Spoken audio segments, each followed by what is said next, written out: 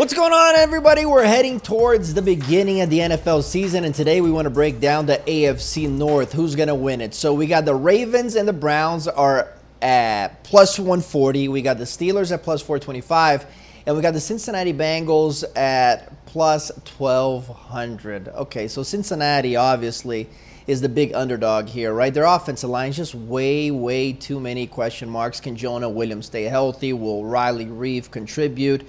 I mean, they could be better this year if they can stay away from injuries, and they'll have to be, right? We know what happened to Joe Burrow last year. He got hurt mid-season, tore the ACL in his knee. Still not confident in that knee. Had a rough start there to training camp. I think it'll be a question of time for him to really feel confident, and I think he's going to be a good player. I really do.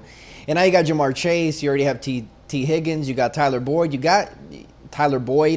You got some good receivers, man. Joe Mixon, I think, is a very good running back. So if their offensive line can hold up, I think they can be a lot better offensively. Now, defensively, they weren't one of the good teams in the NFL last year. We know this, okay? So let's see how Joe Burrow develops. But to talk about Cincinnati as a potential division winner this year, that's going to be a big-time exaggeration unless Joe Burrow turns in a Joe Cool.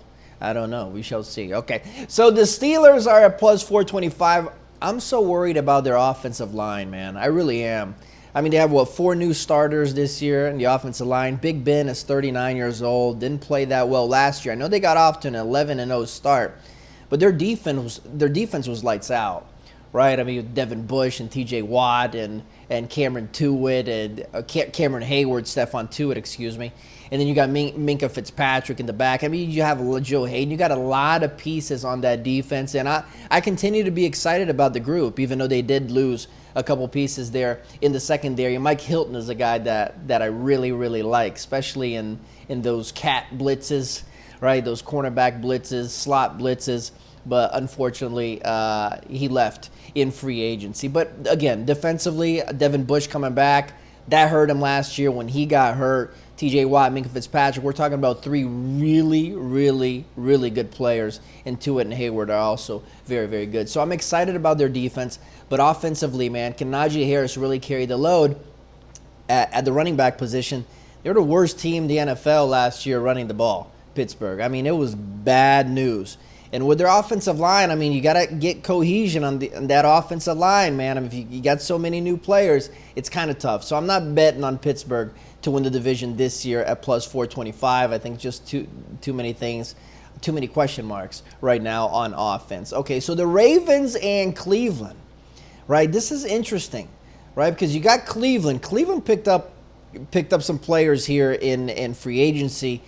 And their secondary got a lot better there with John Johnson out, Troy Hill. You got Grant Delpit come back from injury, Greedy Williams. It was a problem last year. So I honestly think that their secondary is going to be better. Now that they got Davian Clowney, they got added some pieces there at the linebacker position. I'm excited about this rookie, Jeremiah Owusu-Koramoah. This is a guy had an exciting career at Notre Dame. He's got speed, he's fast, he's athletic. I'm interested to see what he brings to that defense. And I'm looking at this offense, man. They have a phenomenal offensive line. They got 2 really good backs. They have wide receivers. They have all the pieces.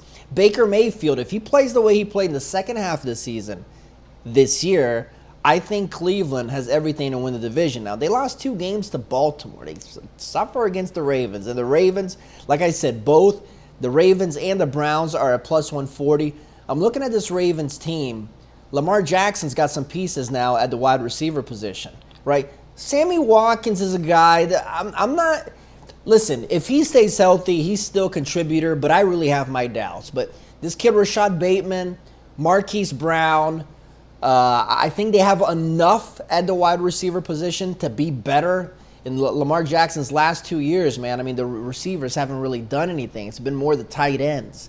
Okay, so I'm curious to see how that shapes up, but it's another year for Lamar Jackson. I thought he got a lot better throwing the ball last year. I'm very excited to see J.K. Dobbins this year. I think he's going to take a big-time step. So I think the Ravens offensively are going to be okay. And their offensive line, man, Ronnie Stanley coming back, that's great news. He got hurt last year. They signed Kevin Zeitler. So offensively, I think they'll be fine.